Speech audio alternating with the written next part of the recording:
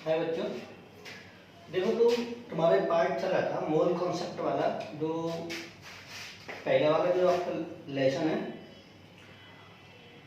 मोल वाला जो पार्ट है हमारा, ठीक है। तो कुछ चीज़ें मैं तुम्हें करा दी तुम्हें।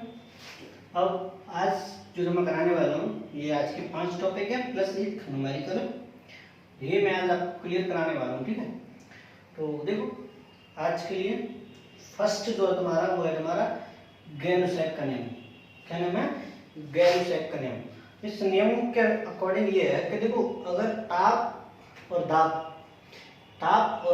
अगर समान है, एक ही कंडीशन है, चेंज नहीं हो रहे, ताप और दाब अगर समान है तो जो गैस के जो आयतन है संयोग करते हैं या फिर गैसें बनती हैं, जो गैसें हैं या तो बनती हैं या संयोग करती हैं, तो उनके जो अनुपात होते हैं एक सरल नंबर में होते हैं। देखो यानी कि समान ताप और दाब पे, समान ताप व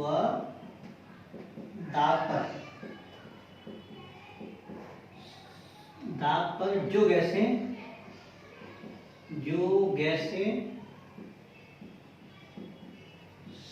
संयोजित होती हैं या उत्पन्न होती हैं तो उनके आयतन एक सरल संख्या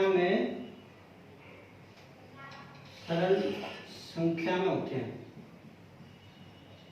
होते हैं। जैसे देखो अब H2 गैस है प्लस Cl2 गैस है, मिलने के बाद क्या बनाएगा? 2HCl। देखो इसका एक अनुपात और इसका 2 अनुपात, यानी कि एक सरल नंबर में आ रहा है।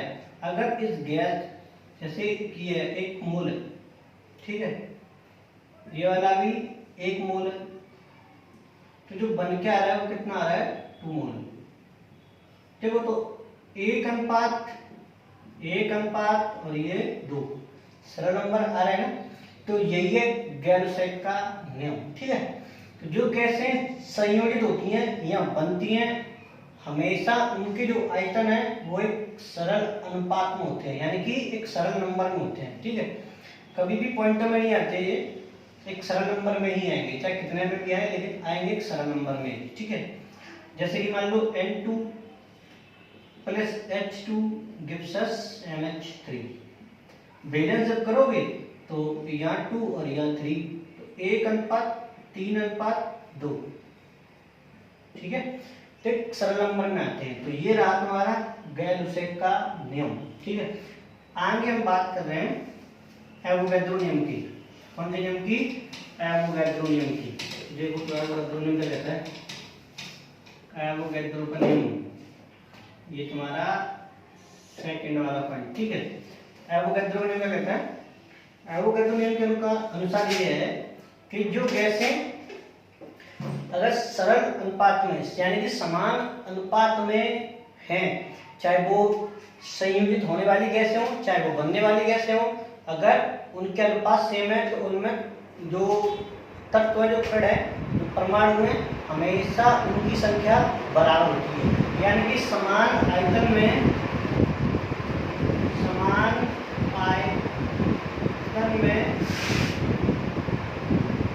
कणों की संख्या समान रहती है। कणों की संख्या समान रहती है, ठीक है बच्चा। लेकिन कंडीशन ये है कि ताप और दाब हमेशा समान होती है, बशर्ते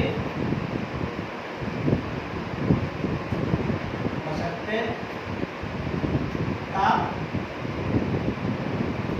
और दाब समान होनी चाहिए। वो ना बदलेगा, वो बदलेगी, हो सकता है कुछ गड़बड़ हो जाए, लेकिन ताप और दाब जब तक समान है, तब समान अनुपात वाली गैसों में उनमें कणों की संख्या एकदम समान ही रहेगी, वो चेंज नहीं होगी, ठीक है। जैसे कि मान लो वाला एग्जाम्पल लेते हैं। H2 plus Cl2 gives us 2HCl। इसका एक मोल और इसका एक मोल मिलके क्या बना रहे हैं? एक 2 मोल। देखो इसका एक मोल और इसका एक मोल क्या बना रहे हैं? तो तुम्हें पता है कि एक मोल में नंबर होते हैं कितने? 6.0 × 10 की पावर 23। अगर इसमें ऐड कर दो इसके बराबर मिलेंगे। यानी कि अगर ये कैसे एक मोल में हाइड्रोजन के एक मोल हाइड्रोजन में 6.0 × 10 की पावर 23 कण हैं, तो क्लोरीन के एक मोल में भी 6.0 × 10 की पावर 23 कण ही होते हैं। ये चेंज नहीं होने वाले। ऐसा नहीं है कि अलग अलग गैसों में परमाणु की संख्या अलग अलग होती है, ऐसा नहीं होता। अगर आयतन समान है, गैस चाहे जो भी हो, आयतन समान है, तो उनमें परमाणुओं की संख्या यानी कि जो कण हैं उन कणों की संख्या एकदम समान ही रहती है, वो नहीं बदलने वाली। ठीक है बच्चों? तो अगला पॉइंट हमारा नंबर 3। नंबर 3 भाई साहब क्या है? देखो नंबर 3 है तुम्हारा डाल्टन का परमाणु सिद्धांत। तो नंबर 1 में इसमें ये है कि जो परमाणु है वो अविभाज्य कण होता है। डाल्टन ने बताया था जो परमाणु है, परमाणु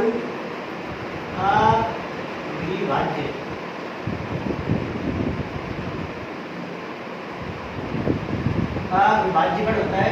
यानी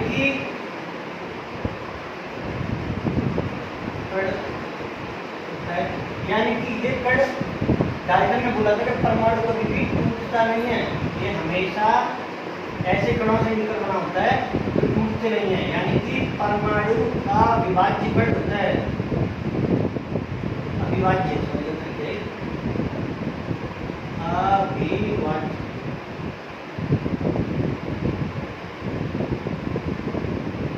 होता है। ठीक है। नंबर 2 उन्होंने बोला था कि समान तत्वों में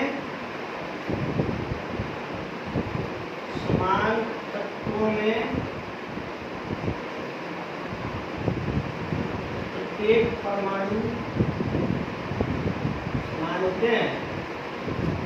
समान होते हैं, जैसे उनका आकार, जैसे कि आकार और भार। यानी कि उन्होंने बोला था कि अगर तत्व समान है तो उनमें परमाणुओं की संख्या जो समान प्रकार के परमाणु होते हैं, मतलब तत्व अगर एक है और उसके जो परमाणु हैं वो हमेशा समान होते हैं, आकार वगैरह उनके त्रिकोण वगैरह हमेशा एकदम समान रहते हैं, वो चीज नहीं होते हैं। दूसरा पॉइंट उन्होंने क्या बोला था? भिन्न तत्वों के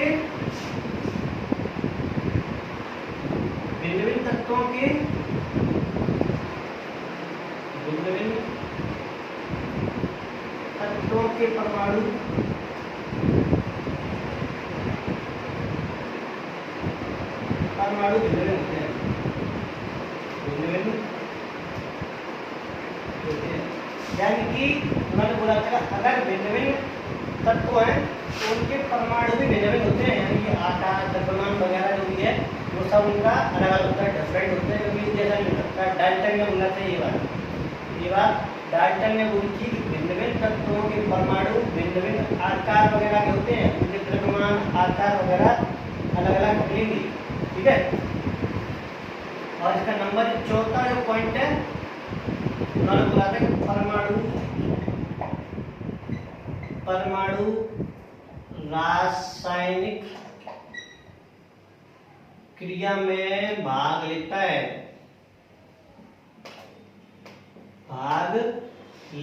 ठीक है।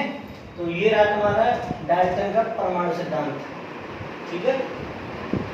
आगे इसका जो चौथा पॉइंट है वो देखते हैं। चौथा पॉइंट ये वाला पॉइंट नंबर 4, परमाणु और अणु द्रव्यमान। तो परमाणु का जो द्रव्यमान होता है उसे हम लिखते हैं AMU, एटॉमिक मास यूनिट, यानी कि परमाणु का जो द्रव्यमान है वो कितना होता है। देखो सिंपल है, जैसे मान लेते हैं सोडियम, क्या माना मैंने, सोडियम है Na, तो Na इसका द्रव्यमान तुम जानते हो 23 ग्राम होता है, लेकिन एक बात याद रखना कि 23 है ना, वो 23 अकेले सोडियम का वेट नहीं है, एक परमाणु का वेट नहीं है, जो 23 है वो एक मोल परमाणुओं का वेट है, यानी कि 23 ग्राम जो वेट है ना वो सोडियम के 6.023 10⁻23 इतनी सारी कण का द्रव्यमान है। तो ये अकेले सोडियम का द्रव्यमान नहीं है, ये अकेले सोडियम का द्रव्यमान नहीं है, तो अकेले सोडियम, तो अब अकेले सोडियम का द्रव्यमान क्या होगा, तो क्या करना है कि 23 में डिवाइड कर दो 6.023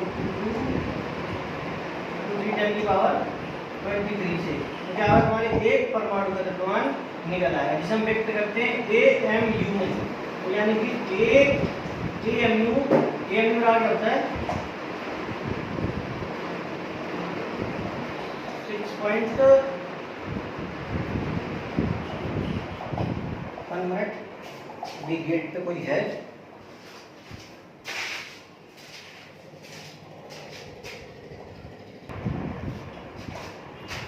देखो तो है एक एमयू बराबर 6.44 × 10⁻24 माइनस, ठीक है। तो ये क्या हो हमारा एक एम, यानी कि एक परमाणु का द्रव्यमान, हमेशा जो एक एमयू है तो बोलते हैं एटॉमिक मास यूनिट, परमाणु की द्रव्यमान जो है, एक परमाणु द्रव्यमान जो है वो यानी कि एक एमयू ये होता है।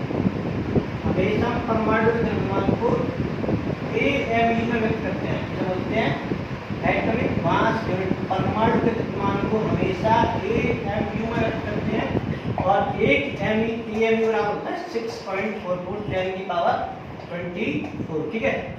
तो अब अणु द्रव्यमान क्या होता है, अणु, तो भैया अणु द्रव्यमान वही तो है, अणु हमेशा परमाणु से मिलकर बने होते हैं, अगर परमाणुओं के द्रव्यमान को जोड़ दोगे तो इसका अणु द्रव्यमान बन जाएगा, जैसे मेजन के मान लो H2 है, ठीक है। अब इसमें दो परमाणु हाइड्रोजन की H और H, दोनों हाइड्रोजन परमाणु को जोड़ दो इसका अणु द्रव्यमान बन जाएगा, वो कौन सी बड़ी बात है, ठीक है। तो ये क्या है इसका अणु द्रव्यमान, ओके। नेक्स्ट पॉइंट है हमारा औसत परमाणु द्रव्यमान। औसत परमाणु द्रव्यमान, देखो ये वहां से ले जाता है, औसत परमाणु द्रव्यमान क्या होता है कि जो तत्व है ना, मैंने तो बताया था इनके परमाणु की क्या होते हैं, समस्थानिक वगैरह की पाई जाती है। तो समस्थानिक जो है, तो समस्थानिक अलग अलग मात्राओं पाई जाती है। समस्थानिक का मतलब तो बता था कि जिनके परमाणु क्रमांक समान होते हैं, परमाणु क्रमांक भिन्न भिन्न होते हैं, वो बोलते हैं समस्थानिक, ठीक है।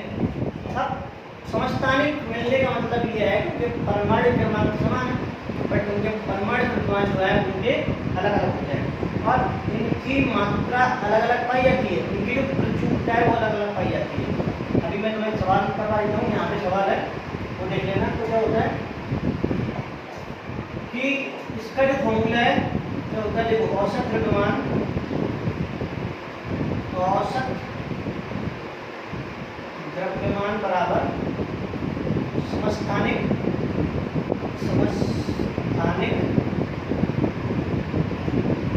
फर्स्ट वाला इनटू प्रचुरता वो भी टाइम में परसेंटेज में, याद रखना परसेंटेज में। अगर आयतन लोगे तो फिर उसका हर सिस्टम बताऊंगा कि तुम्हें। अब प्लस समस्थानिक सेकंड वाला और इनटू उसकी प्रचुरता इकाई में परसेंटेज में बढ़ के 100, ठीक है। तो ये इसका फॉर्मूला का है। अगर जब तुम्हें कोई द्रव्यमान की प्रचुरता परसेंटेज में दी हो तब ये वाला फॉर्मूला लगाना है, लेकिन अगर आयतन में दिया हो तो औसत द्रव्यमान बराबर होता है कि समस्थानिक फर्स्ट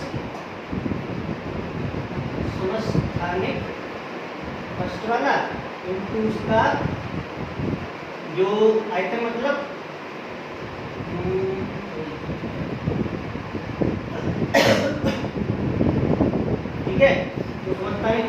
दे रहा अनुपात, अनुपात में दे रहा है तो प्लस समस्थानिक सेकंड वाला और टू उसका अनुपात और उसका टोटल अनुपात यानी कि कुल अनुपात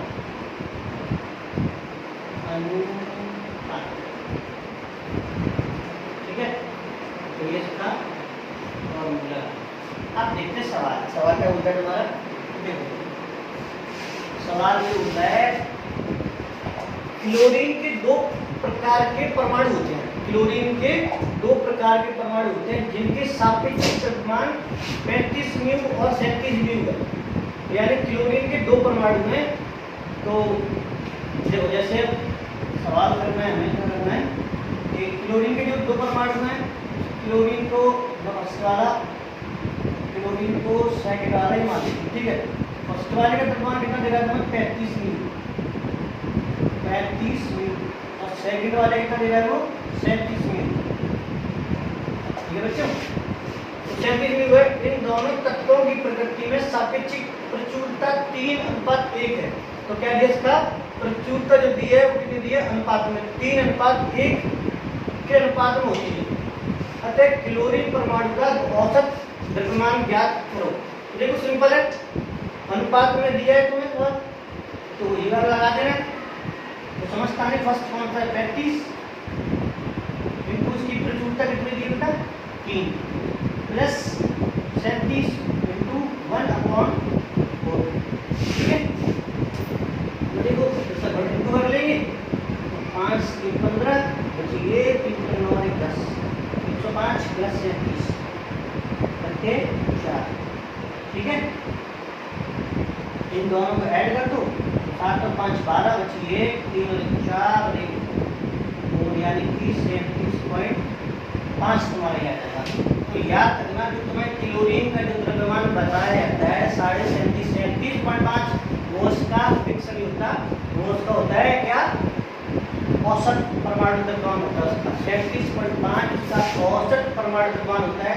बाकी के रियल में क्लोरीन परमाणु दो होते हैं जिनमें से एक का द्रव्यमान 35 होता है, एक का 37 होता है। तो दोनों का जब रेशियो निकालते हैं हम लोग तो क्या आता है हमारा 37.5। तो आज के लिए इतना काफी है। बाकी के जो सवाल हैं ये वाले वो तुम्हारी बुक में दिए हुए हैं, और से तुम लोग देख लेना और कर लेना। नहीं आए तो बता देना और व्हाट्सएप कर देना, सवाल तुम्हारे करवा देना।